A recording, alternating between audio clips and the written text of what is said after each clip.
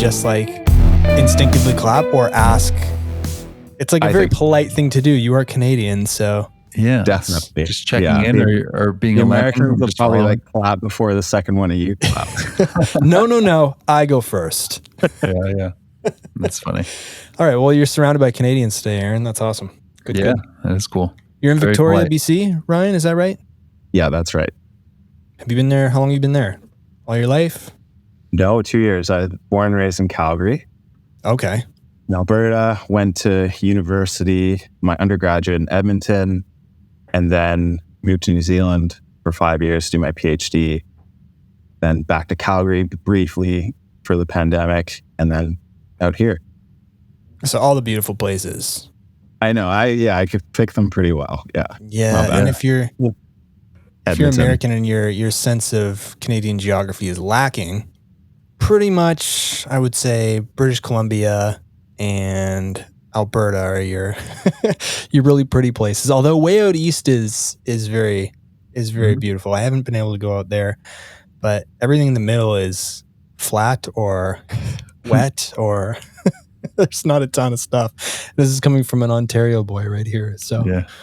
I've frequently gone out west just because you guys have all the pretty stuff. Very, very pretty things. I was just on Vancouver Island, Ryan, and I was really upset when I got back home and realized there's wild peacocks in Victoria. Is this true? Yeah, I mean, I don't know if you could call them wild, but there are peacocks, and they do kind of freely roam, but kind of just in Beacon Hill Park, this one urban park. And yeah, but there's a ton there, and they're fun. How does fun. that happen? Somebody just let them loose one day? Are they native? Like, what's going on? No, definitely not natives. You know that. Yeah.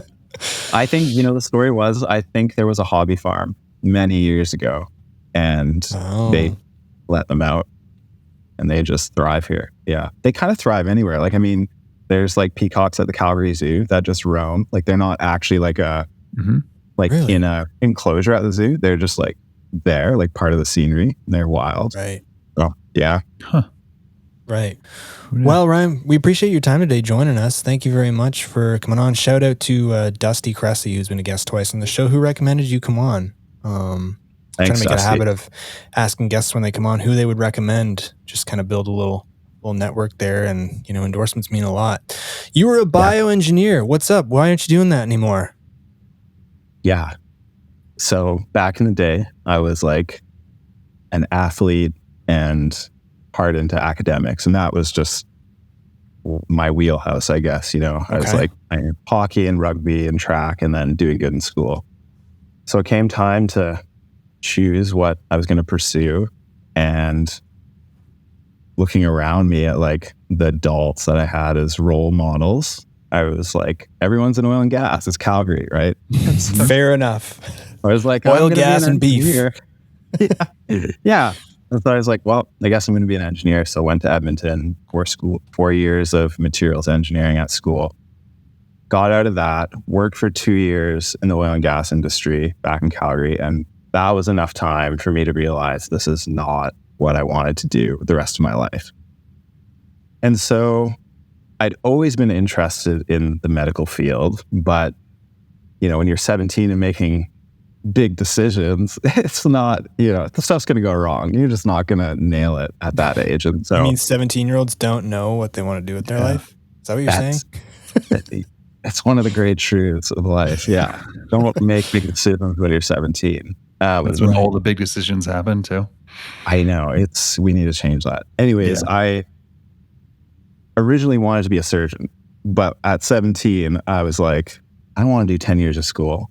But then after doing this engineering degree and being like, oh my God, this isn't for me, I ended up doing another 5 years of school anyways, doing my PhD in bioengineering. So I was kind of doing this multidisciplinary study, combining my knowledge about materials engineering and then learning more of the medical side of it. So my research was developing biodegradable bone screws for bone fixation. So little metal Talk screw about niche plates that can dissolve in your body after your bones finish healing. Wow. Yeah. Did anything ever come of that? Is that a thing now? The lab that I was working in is still doing the research. And so I'm actually kind of lost touch with them over the past couple of years. So I'm not sure how far they've gotten, but yeah, it's still ongoing. And, it could make a difference in a lot of people's lives because so many of the titanium and stainless steel that gets put into folks, there's all these problems down the road. Like you got these huge clusters of bone that form on top of them. If you have to get it removed, the surgery is crazy, super invasive and stressful and expensive for the people and, the healthcare system, if that exists in the country you live in. So, yeah, it has the potential to be a game changer. Very, very cool. Yeah. All right. And then fast forwarding, how did you end up, working on nature documentaries, filming with that incredible camera of yours that we're going to get to? I'm fighting all temptation to talk about it, but how did you get to what you're doing now, man? I checked out your website, lots of cool credits, lots of great footage. Aquatic Life Canadian Photographer of the Year from Canadian Geographic. Is that correct? 2022? That's correct. Yeah. Congratulations. That's a great accolade. Mm-hmm. Cheers. Was that the snake out of the water? Yeah. That photo? Yeah. That photo was so cool. Thank you. Yeah. One of my favorite. Yeah. So the process of getting to where I am now was pretty accidental, as I think it is for a lot of people. I moved to New Zealand in 2015 and I was all alone. I'd been to New Zealand before playing rugby, but I was in a completely different part of the country, didn't know anyone in the city I was living in, which is Christchurch. And, when you get away from all the influences that you grew up with, parents, friends, whatever it might be, all those outside influences are gone. It gives you so much time and space to think about what you actually want to do. And so I just started experimenting, and I happened to have a Hero 4 GoPro at the time. And I was like, I'm just going to go film stuff. And, this is the golden age of Casey Neistat. So of course I started vlogging, and I was doing hiking vlogs. And so every weekend, I'd go out and make a vlog of me exploring New Zealand. And it just grew relatively quickly. So at the end of 2016, I got my first gig, which was filming a music festival. It was unpaid, but it was oh my God, I get a media pass to go to this music festival. It was pretty cool. I was camping with all the festival goers and everything, but got a backstage pass and made a cool little edit. Never got used, but then I used that video to pitch to a bigger festival in Christchurch. And that was my first ever paid gig. And from there, I just kind of started freelancing, doing, all the regular freelancing stuff, restaurants, events, parties, live music.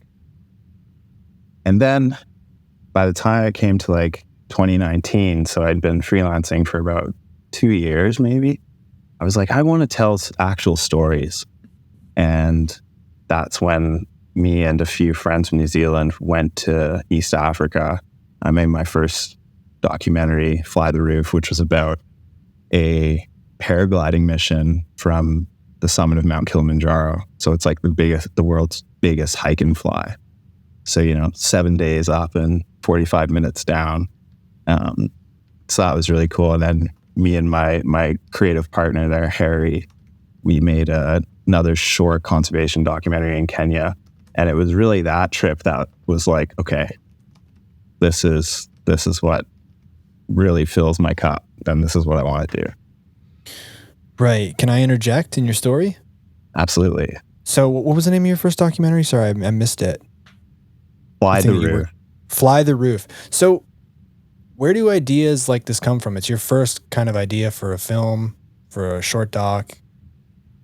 For you, how are ideas born? And how do you know you have a good idea for a video, whether it's 30 seconds or an hour and a half? Yeah. This is all opinion, of course. Of course. Yeah, of course. Everyone has different processes. For me, ideas come from curiosity often and just consuming media in different ways. Maybe I'll be reading an article online and I'm like, oh, that's interesting. If someone made a film on that. Mm-hmm. And that's kind of the first step. So whether I'm speaking with someone, whether I'm watching something on Netflix, reading an article, I'm always just like, my mind is always just being like, is there a story there? And then from that initial inception of like the general idea, then you dive into development, or like, you know, really seeing like, okay, is there a story here?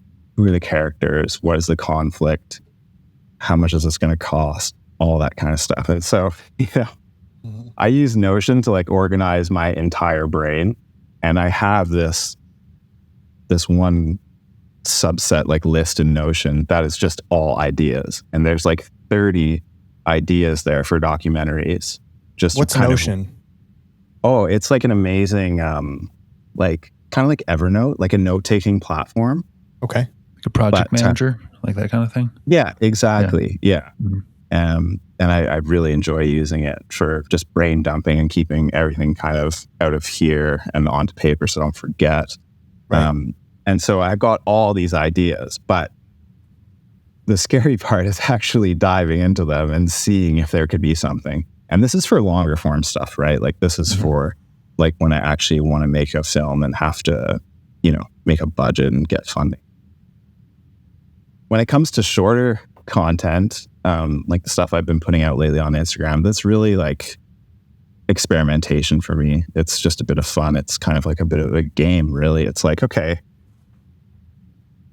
what do people like? And like what gets people's attention? And sometimes it's really surprising. I was just going to say, it's very surprising. Sometimes you're like, this is not very intriguing. And then other people are like, what? This is amazing. Or something you think is so incredible. People like swipe.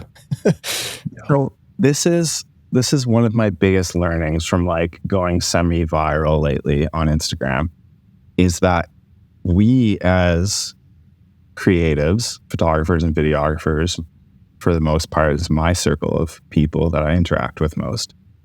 We're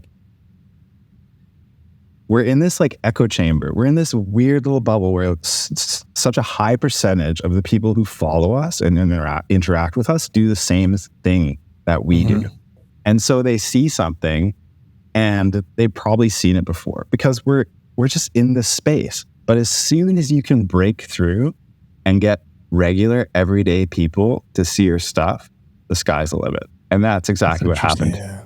I like broke through the wall of just the same people seeing my stuff. And now just all these regular, everyday folks who just think hummingbirds are the coolest thing ever, which like they are. I'm one of them, by the way. My hand's up. But did you do anything to change? Did you do anything to change or break through that wall where you're like, okay, I'm doing X, Y, and Z that just gets to my following or other photographers or content creators? I'm hitting a wall. I got to change something up. Do I need a hook? Do I need something different? Can you pinpoint what broke through, or was it just a random occurrence? It's a combination of a few things, I think, in my case. And the first thing was posting something that not a lot of people had ever seen before. So it was new.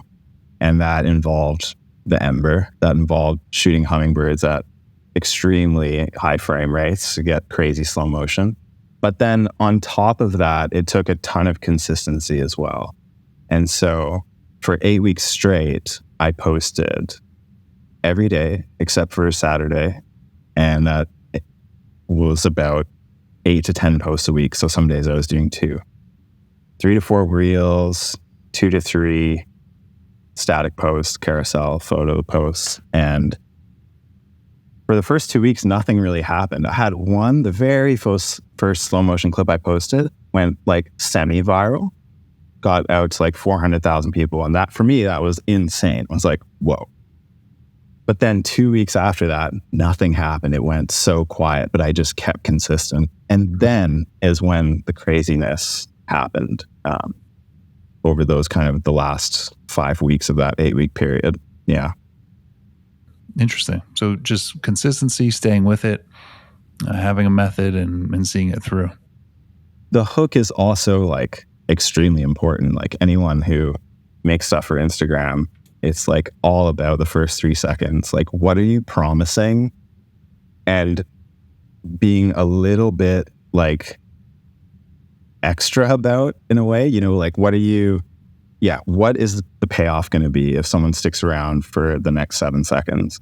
And I really focus on that. I'm like, okay, what am I going to show them? And how do I word this carefully in very plain language so that they're going to want to see what I have to show them? Yeah. Yeah. I remember reading somewhere, I follow this account. I think it's Viral Video Club. I don't know if you've heard of this. I love this account. Yeah.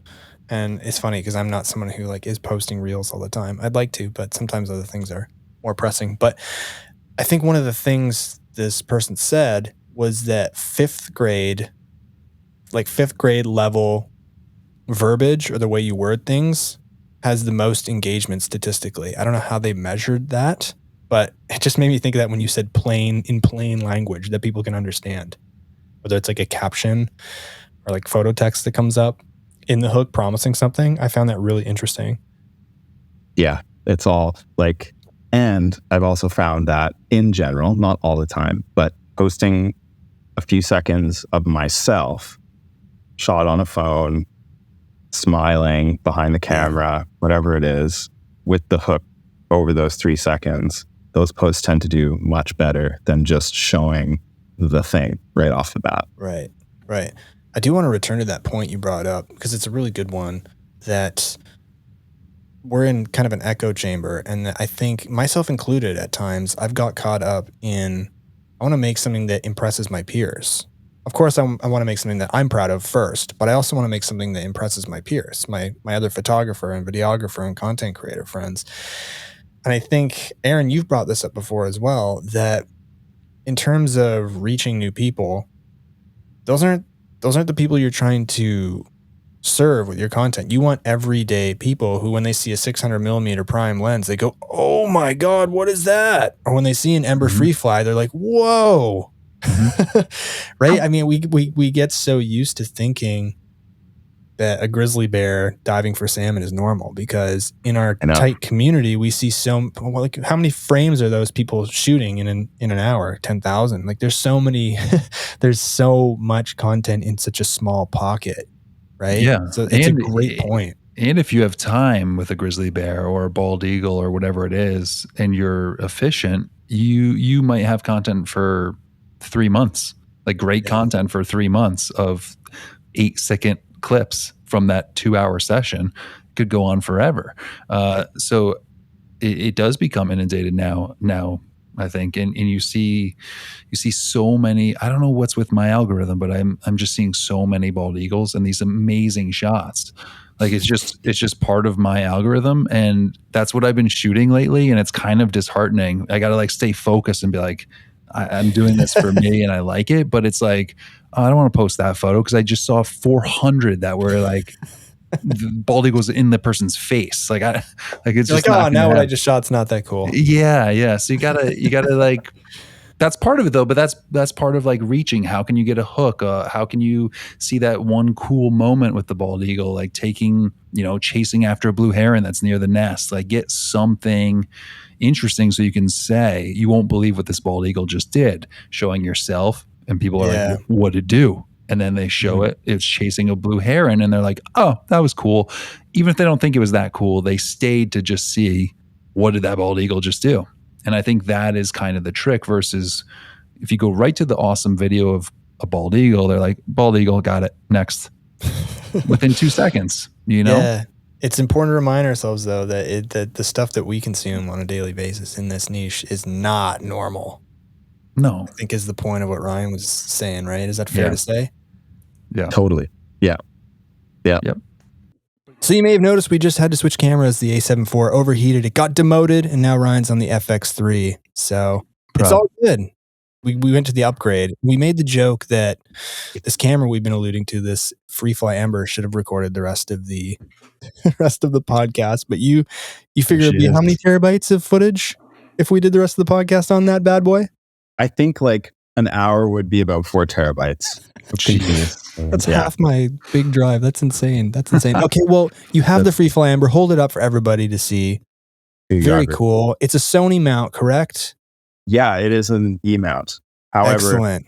It's it's a dumb E mount. So there's no electronic contacts. And so any Sony glass, like with any that needs electronics to work, you can't use on this. Not even manual focus, because it needs the camera and even to do the manual focus.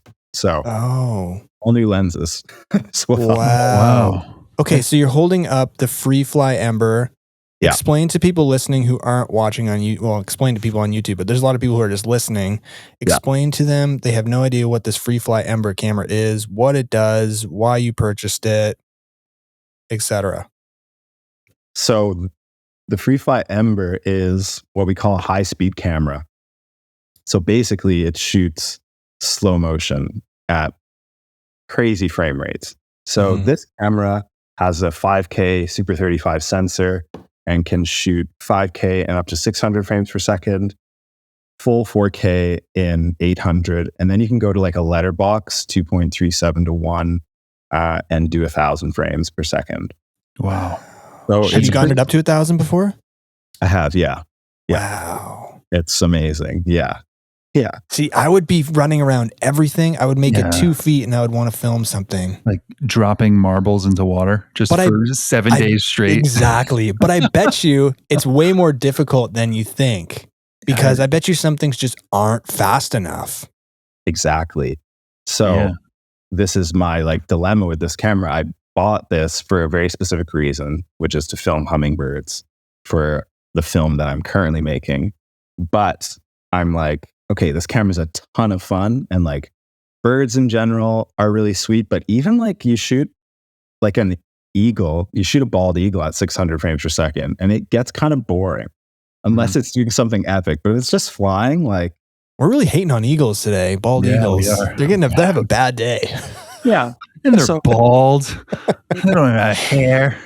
It's a very specialized tool. And while it is amazing and the footage that comes out of it is great, it's not for everything.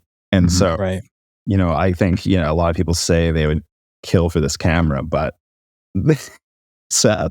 I'm a hand up for people listening on actually Apple. Using it, because it's an extra thing. Like, I have a whole extra case with everything I need to operate this. Right. On top of my FX3 and my A7 IV and another bag. And so it's a ton of kit to be lugging around. Yeah. Is it heavy? No, it's not super heavy. But you need all the lenses, you said, too? Yeah, exactly. So the lenses is tricky because, as I said, this has a dumb E-mount. And so everything is adapted for the most part, except for a couple like Laowa lenses that I have that are E-mount that are just fully manual anyways. But my main long lens for wildlife is like a 35-year-old Nikon 400 f3.5 prime. And Nikon is, I'm so thankful they exist right now. I'm like not a Nikon fanboy or anything, but like they're the camera manufacturer that kept, of like the big three, that kept fully manual control on their lenses the longest.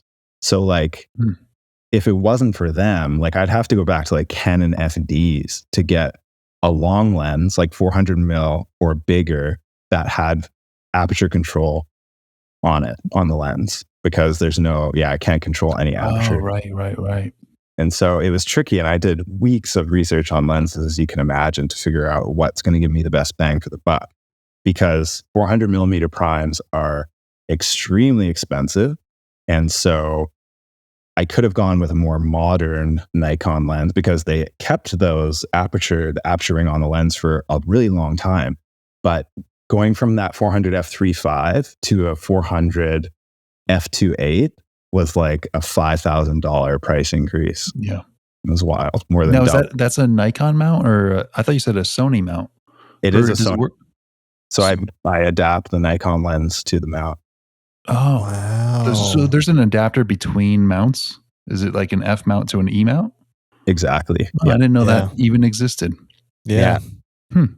That's very cool. The first clip I ever saw shot on the FreeFly Ember was, I think it was a Coast Guard helicopter. I don't know if you've seen the clip. Yeah. That's insane. Oh my God. I'll have to put it in our story. you can see the vortex from the blades. And I thought it was AI, CGI, whatever and I just couldn't believe it. I was like, I was so mesmerized by that thing, but I can see what you're saying where there's probably a very small amount of high speed things that you could use this for. And that leads into a question of mine, well, several questions, and I'll refrain from doing what I usually do where I rifle all 3 or 4 off at once. Yep. But I'll start with the general one since we're on the topic of gear. In your opinion, what does gear do for you? What does upgrading really do for you? You mentioned that in this case you wanted it for a specific project. Is that often the reason you get gear personally? Yeah, I only buy gear if I have a specific use, if I have a need. Like, right.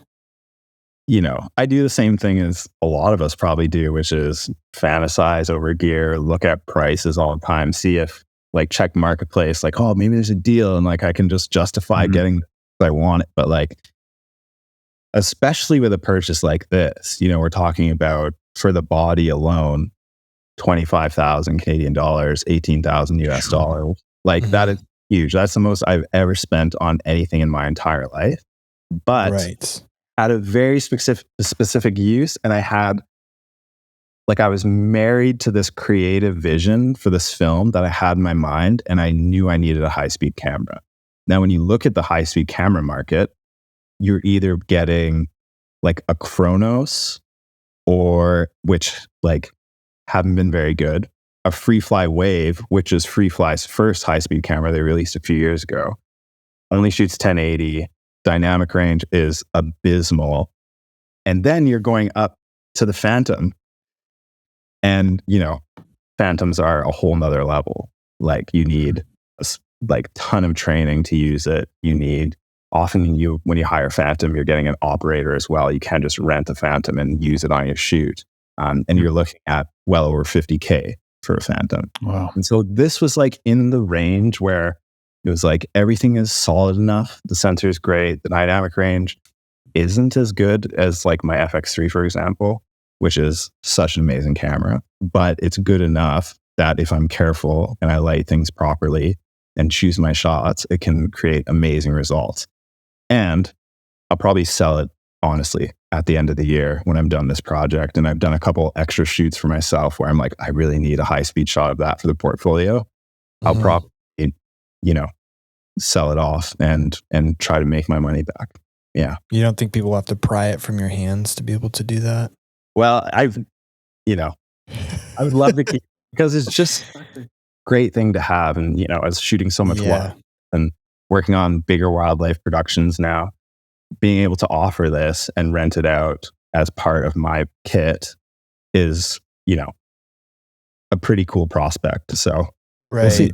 Yeah. One of my so I guess in your mind, you're envisioning, I'm not really paying 25,000 for this. I'm paying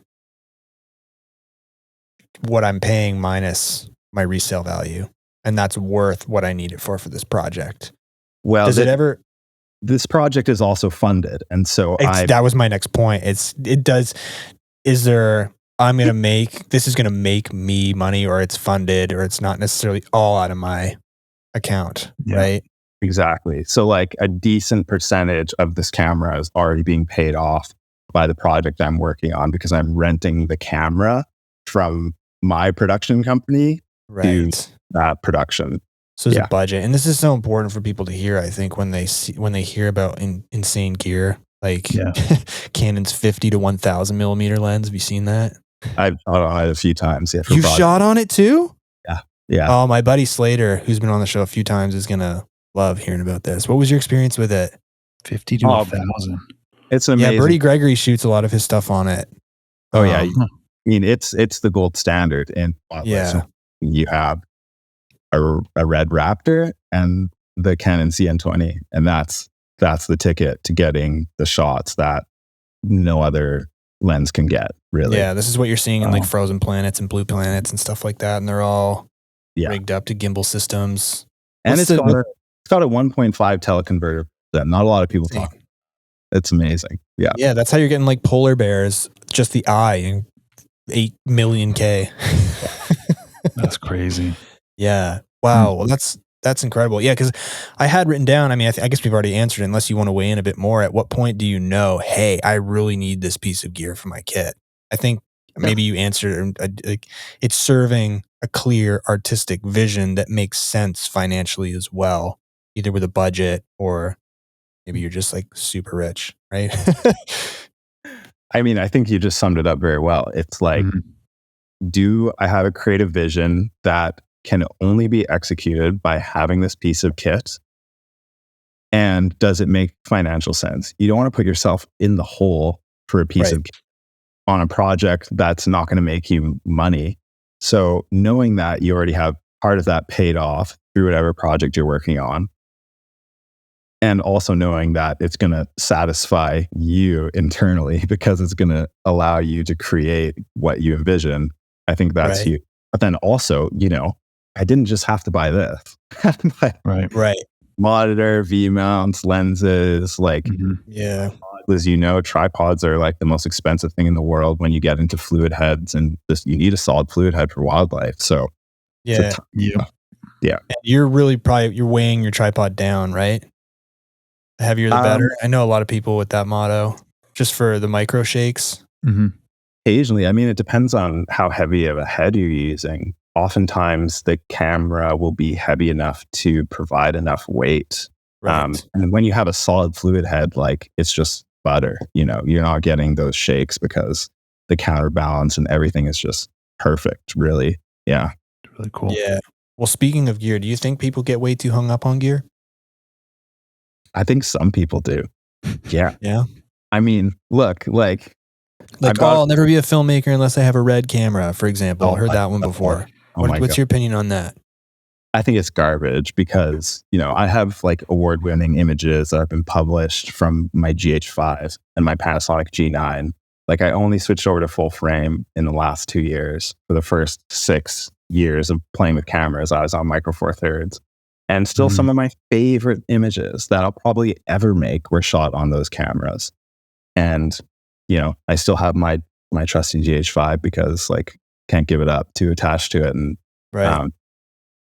it's just so reliable. But anyways, yeah, I totally think that everyone gets way too hung up on the gear. Like, I went through this not too long ago. Like, before I was buying the A7 IV, I was like, okay, I need a stills cam that can like be a B cam or a C cam.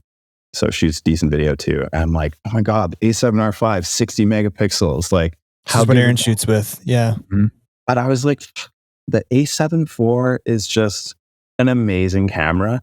Gets you 90% of the way to what the A7R5 is, and arguably is better for video. And so, I was like, okay, I'm going to save myself the $1,500, $2,000 and just go with the A7 IV. But little decisions like that are coming up all the time for all of us, I think. And I think, like, you shouldn't upgrade until you push your gear to the limit. And that's what I always.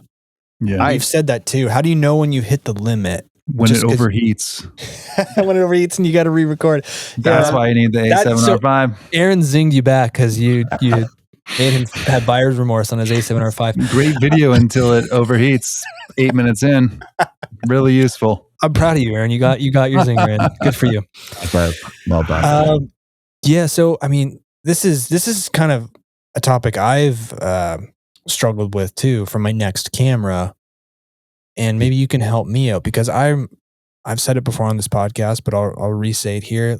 Photos are fun. I'm always going to take photos, but I feel like I need something to be a beginner at again and kind of learn and advance through. And that's for me video.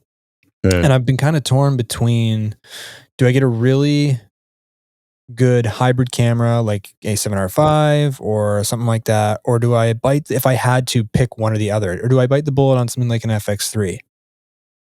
And if I'm feeling this way, I'm sure there's a lot of other people listening. So what would you recommend in that instance? Well, I think especially in your case, Seth, the A7 or the FX3 is just like such a good option. And the main reason is for that 12,800 second base ISO. Yeah. Like, the number of times that saves me, like literally on every shoot where I'm like, if I was on any other camera right now, I couldn't be shooting because I'm on a long lens. I'm at like f9. Sun's going down. Yeah. How am I going to expose this properly? Just go to 12,800 and it saves me so much. Gives me that extra half hour of shooting when you really need it, you know, when activity, when stuff's going down and it's clean. It's nice. Yeah. Is that the base, the 12? It resets, and this is what I'm about to ask him. Do you know how that works?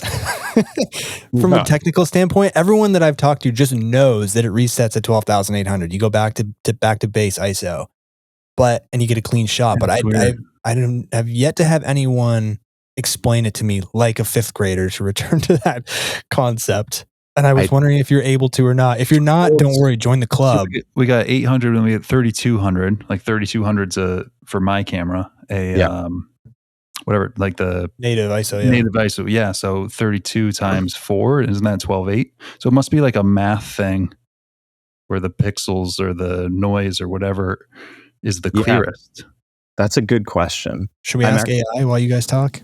You need to get Gerald Undone on here, man. Because what's that? 8 times 4 is 3,200. 3,200 times 4 is 12.8. Yeah. So there's something to do with, like, it's got to be the evenness of the math or the double up, quadruple up. What is interesting is actually the noise level at 12,800 is not as clean as it is at 800. It's about the same level as it is at 3,200. And so what I will do when I shoot is, like, I'm not afraid to go to 3,200, but if I'm going above 32, I just go to 12,800 and stop down to get my exposure right, because it won't be as clean at 4,000 as is at 12,000. Yeah. It's weird. So if someone wanted to get their first cinema camera, and again, this is just opinion, this is not gospel, and they were torn between something like an FX3 or an FX30, what direction would you steer them in? Asking for a friend. Are they are they just pure videographers, or are they wanting to take some photos as well? I think that's a key question. Yeah. And Seth, you do, because some of your livelihood is this photo is packages. True, but I mean, I have backup cameras. Yeah, that's true. Right? Also. And I just I kind of want to burn the boats a bit, right? Like, yeah, I want to be potentially going into the field or whatever. Like, hey, you're filming.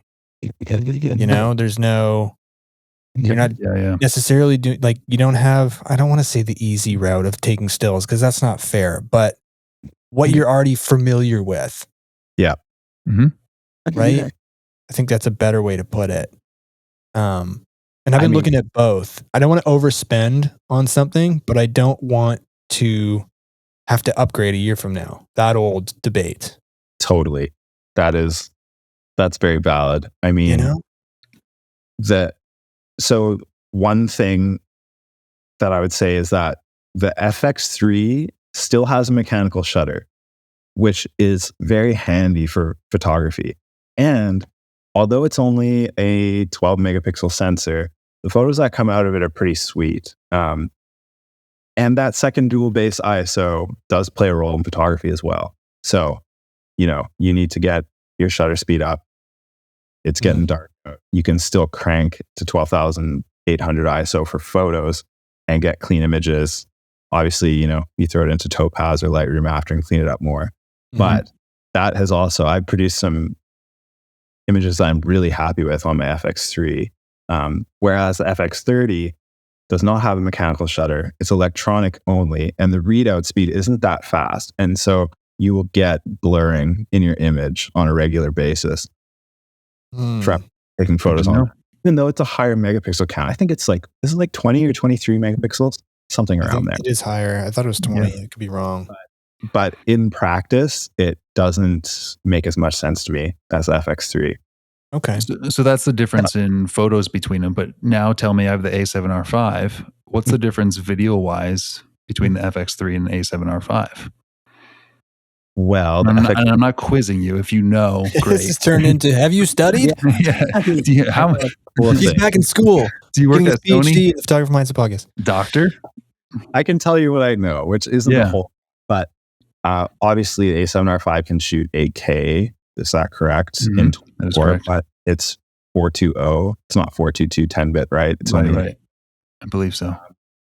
The FX3, I guess the biggest thing for the FX3 is shooting 4K 60 and 4K 120. Mm-hmm. 120, there's a slight crop. It's like 1.1 or something like that. Like you can notice a little bit tight. If you're shooting wildlife, that doesn't matter at all. We're always wanting to get tighter.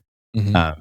But nearly full frame 4K 60 and 4K 120, 10-bit. That's true. People. Also, the audio handle, like if you're doing documentaries, like the fact you can have 4 channels in to the FX3 is huge.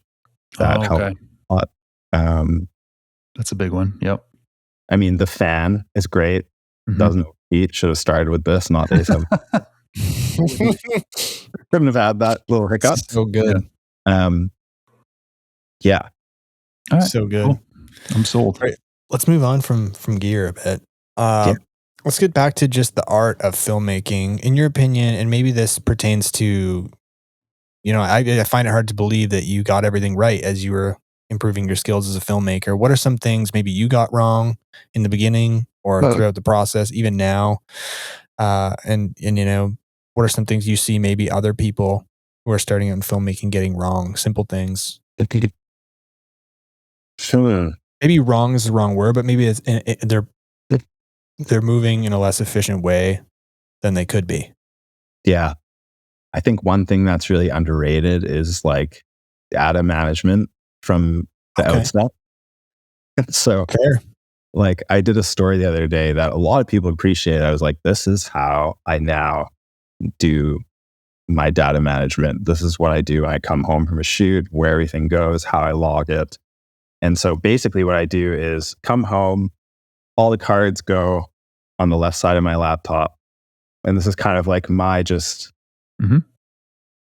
brain in the physical space being like, okay, everything on the left side has not been dumped. Everything on the right has been. If I have cards in the field that get full, I take them out of my pack or out of the camera and I put a little piece of red gaff tape on them and the camera and the card number, 1, 2, 3. And so I just know they're hot cards, they've got important stuff on them. I come home, then goes on to my like big array and just like date everything. And the date is the most important thing. I can't believe how many people do not put dates on their folders, because for me, that is the way that I can go back and really find footage easily. If someone comes to me, they're like, hey, do you have any clips of sea lion? Do you have any clips of this?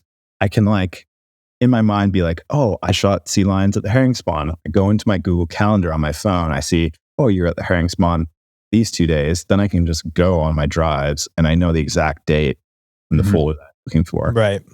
If I'm working on a specific project, like the hummingbird project I'm working on now, I actually have an Excel spreadsheet that is like a daily log. And so what that serves as is just a quick dump at the end of the day of what was shot on the day. If there's any key shots, the location, and I also put the location like in my folder structure as well, just so it's super easy to find. Yeah. But organization is so key, because what happens is 3 years down the line, you're looking at a stack of 10, 20 drives and you never want to go into them because it's daunting. You don't know what's on them. You don't know where to begin. So just start early, just like figure out a system that works for you there, because it's a problem that can snowball. Yeah. We've all deleted stuff on a hot card. It's happened. Yeah. I just recently did, and it was a painful moment. I went like this. So I'm going to play it out. I went, oh, okay. For a long time, I just happened to be driving, and there's a blue heron about 20 feet from me, and it didn't take off because I'm in my car, and I had my camera videoing it in 120 HD, full, like 600, really in, and it dove down and bit a fish, like got a fish, came up, shook it, and gulped it all in frame.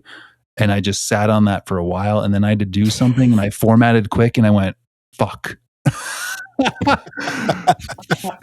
Fuck. Well, I just did that, and I went, okay, well, there's other And blue you feel herons so out there. dumb after too. I've done it too. You're like, why? What? Yeah. What are you doing? It's just working too fast. And this is to Ryan's point. I mean, if you have preventative measures, it's never going to happen. You can never goof up like that, right? Yep. Always have the colored tape in the bag, because it just good call. Yeah, that is a good tip. Anything else? What else in those early days? It's fine to say no. You don't No, know. What about like storytelling? Like, sure. I feel that one can get lost in the weeds. Thousands of B-rolls, or like, this is something that throws you from the video. Thinking about structure while you're filming too. Yeah, video is interesting because things can throw you. Music choices, a bad sound effect that you put in at the wrong time, or just like incongruent B-rolls, just trying to fill space. Or something cool happens when you're out and you get sidetracked from your original mission. Mm-hmm. He's laughing because, like, how many times does that happen? Probably a lot, right? And you're just where am I? When you're like, when you're a professional, that can't happen. Like, like that never happens anymore. But yeah, that used to happen sometimes. And I think something that was going through my mind as you were saying that, Aaron, is like overshooting and not going out with a plan. Yeah. And it's totally fine to not go out with a plan if you're just going out for fun. But like, if you're going out for a purpose, you really need to think about every shot and how it's going to move the story forward. If you're trying to tell a story, if you're just creating beautiful images, like, that's one thing. But crafting a story and crafting a documentary film, it's like so cutthroat. Like, you're always cutting stuff where you're like, this looks so good, but like, it doesn't serve, it's not answering the question that this film has set out to tell. And so if you're a shooter, it's really important, in my opinion, to have some editing experience so that you can put yourself in the shoes of the editor. Or you work very closely with an editor. At the higher levels, no cinematographer is editing their own stuff. But at like our levels and people who are starting out, I think it's super valuable to think like an editor, so that you can pick off like those little shots that you need for coverage, for B-roll, to hide cuts, that kind of thing. But like, not going out and just like spraying and praying. Right. Yeah. Yep. No, that's totally fair. Good advice.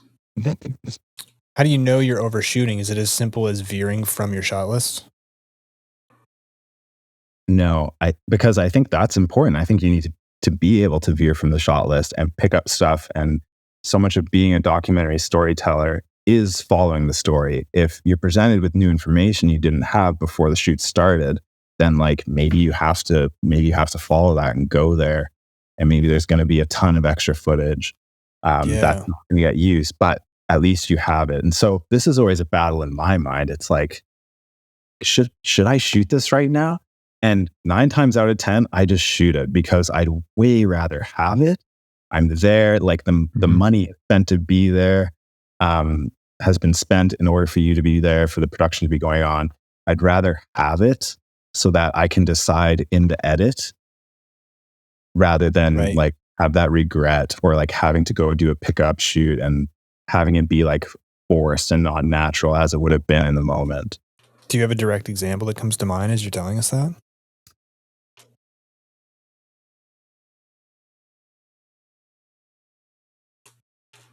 Where you're like, I should click record. Okay, well, one example that happened very recently that actually like saved myself by putting, like a safety in place. But I'm doing this hummingbird documentary, and the bird that's like the main character in the story, or like the main supporting character, her chick was gonna fledge very soon. And so on the day that I thought the bird was gonna fledge, I hired a second camera, I hired a sound recordist, and we went there and we're setting up. And I'm like, that bird seems pretty active today. Like, I think it's going to leave the nest like pretty soon. So I just went and put my GH5 on the nest and just left it there rolling with like a huge cart so it can roll for 10 hours. 15 minutes after that, before I had the Ember set up, before I had anything set up, the bird took off. And so like, I was just like, oh my God, like kind of mad at myself that I wasn't there a little earlier, just rolling and just being there, just capturing the moment. But so happy that I had the wherewithal to just be like, let's just put this camera up right now, done, and there's a shot. So I kind of sold myself, but I'm also like, oh my God, like.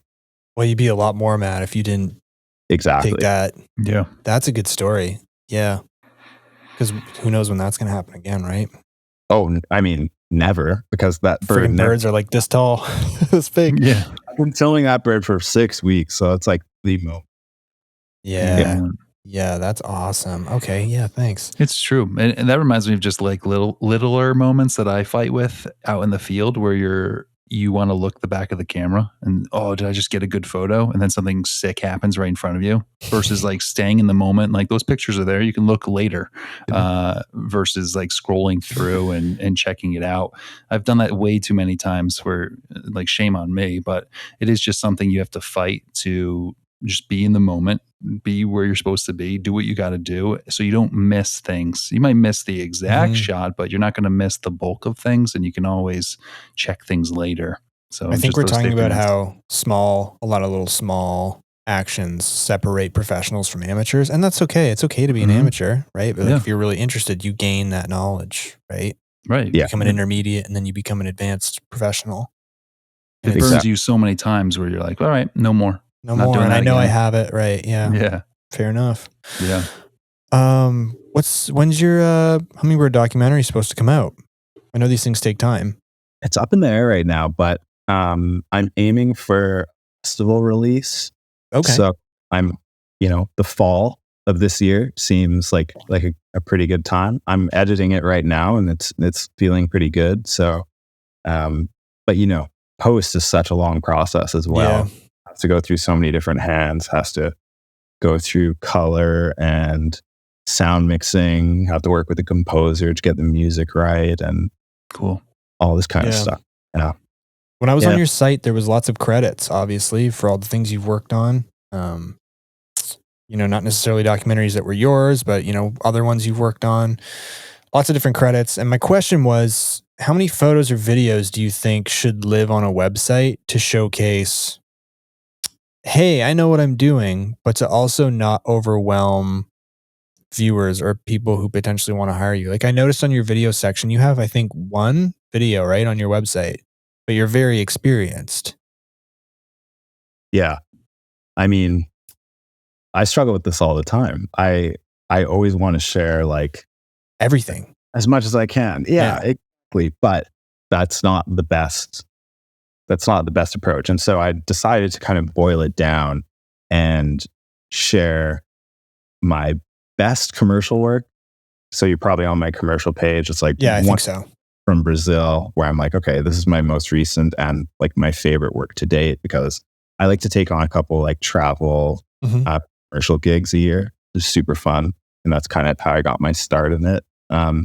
And then like to focus on the documentary stuff. So that's like why I have that credits page, because when a producer comes looking for a cinematographer, they want to know what you've worked on. And so that's what that's for. And I battle with it all the time, but like, I think my website needs a bit of a revamp, in my opinion. I would like to cut back what I'm sharing in my portfolio pages, but then have like specific project pages so people can break out into those different pages to see what I shot. Specific projects with like a bit of a description and all that kind of stuff, rather than having like a big long portfolio page. Right. Just something that's diverse, right? Yeah. What's your advice for people who are like, oh my, yeah, I'm enthusiastic listening to this episode. I really want to start filming stuff more than just maybe Instagram reels or TikToks. What would you say to them to get started? Is it as simple as just go out and start shooting? What's your strategy in this regard when starting something new like this? What would your advice be? Are we talking about documentaries in particular? I don't know. Let's make it super ambiguous and say, I just want to film something really cool that tells a story that makes sense, and I'm a total beginner. I think we covered a lot, like storyboard, have your shots in mind, have organized files. Is there anything more, do you think, to that? Or is it just as simple as having that knowledge, being patient with yourself, and just getting out and getting after it? My approach has really been get out and get after it. Mm-hmm. Like, my approach has just really been fail fast and learn fast, just kind of go out with this fearless attitude, a little bit, I don't want to say negligent, but just going out and making stuff regardless of the roadblocks that might be there. Mm-hmm. And so, those first 2 short docs that I made in East Africa, completely self-funded, basically. And they did festival circuits and right. Some of them, and they won a couple awards here and there. And it was just really learning all the time. It's just okay, what's the structure of a story? And just having that up, printed out, on the whiteboard. It's okay, first act, conflict resolution, second act, conflict resolution, just really trying to take notes from people more experienced than me on what makes a good story, but also just trying to do it yourself. I think is so valuable. At least that's how I learn. Mm-hmm. If people are really interested in documentaries, there's some really great courses out there and communities out there now. Mark Bone has the Art of Documentary, which is a fantastic course, and the community is amazing. And all of a sudden, you're surrounded all of these people who have similar goals as you and are trying to tell stories. That's important. That's important, surrounding yourself and putting yourself in that environment. And yeah, if you're alone, the collaborative aspect of this job is arguably my favorite part. And everything is just so much better when you have a creative partner and you're able to bounce ideas off of each other and also have your own ideas challenged, because I think that's something that gets tricky. It's if you're the only one looking at your work and you're too close to that story or work, whatever it is, you need to have someone with a different background, a different set of experiences, look at your work to be able to show you a different side and maybe tell you what you're not seeing. Yeah. Yeah. That's very similar in writing, right? The writer knows the topic better than maybe anyone. So it's very easy to leave out small details that the audience might not know just because you already know it. It's common sense to you. So I think viewing it as it's someone watching this for the first time or looking at hummingbirds for the first time is kind of an important lens to at least be able to approach and look through to make sure that you are telling the story for everyone, not just yourself. Yes. So I think that's important. I think exercise is important in anything in terms of practicing. Ask ChatGPT, what should I film today? Give me an idea and then go do it.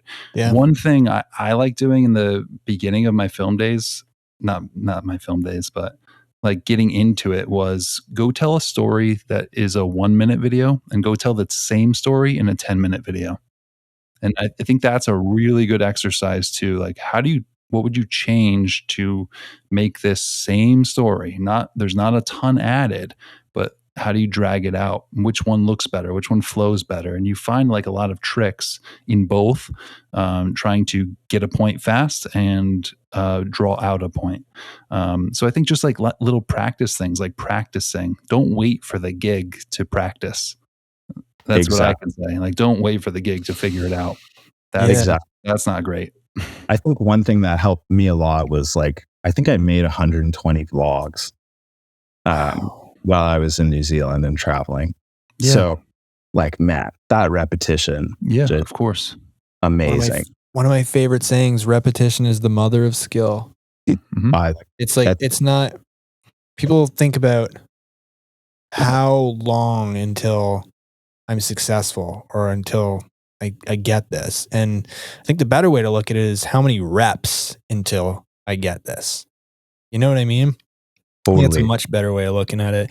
And to your point too, we had a guy on Jad Davenport who said, just create your own assignments. Don't wait for an assignment. Do you want to go film red-breasted lizards and I'm making that up and wherever, just go do it. You know what I mean? Maybe it's never been done before. Maybe that's what gets you your film festival circuit.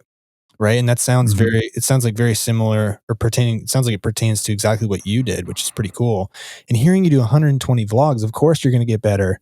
Yeah. You're going to get better every single time. It's just reps, man. It's got it. That's all it really is. It absolutely just reps. And another thing that I think is really important is finding mentorship. And that can come in different ways. It doesn't have to be like the traditional definition of a mentor, like someone who you meet with and speak with. Like, you can have mentors who you just consume their content and read and listen to them. But the more time you spend with that person's voice in your mind, the more you will pick up their habits, try the things they do, think like them. And so if there's someone whose work you really like and they do have like an online presence, I would say go seek that out. And maybe, who knows, maybe they are willing to take you on and to have you like come ace for them or whatever it might be. Don't be afraid to ask, because you never know. Like, a couple of people have reached out to me in the past little while to ask to go for coffee, to ask for advice, like pretty new in the business. And I'm down. Like, I'm down. I will take an hour to go for coffee with these people, because I know how important that is and how much of a game changer that can be for someone who is just starting out. Yeah, very well said. And that's a great point about a mentor doesn't have to be someone you can text or call on the phone. I mean, I have mentors that are other podcasters, that are other YouTubers, that are authors. I mean, one of the things, I say on this podcast all the time, read books 10 to 15 times because you become it. Like it's to what you just said, it becomes more than, oh, I'm theorizing and reading this thing. You naturally start to, like the book sinks into you or the podcast sinks into you, or that you become, and it's to that age old thing, you become who you surround yourself with, whether that's digitally or in the physical flesh, right? So, to wrap up, maybe what's one piece of advice you would give yourself earlier on in your career, in life, about anything?